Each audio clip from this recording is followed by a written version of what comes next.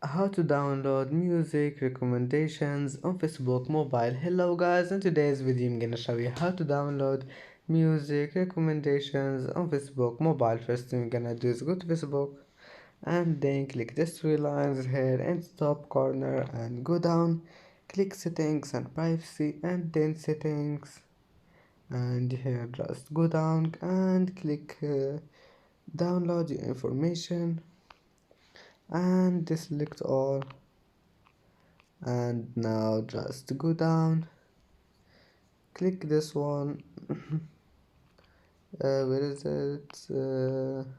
Music recommendation, just click on it and then go down and click create file. After you click on it, just wait and it will be downloaded. And that's it for today's video. Don't forget like and subscribe, and see you in the next video.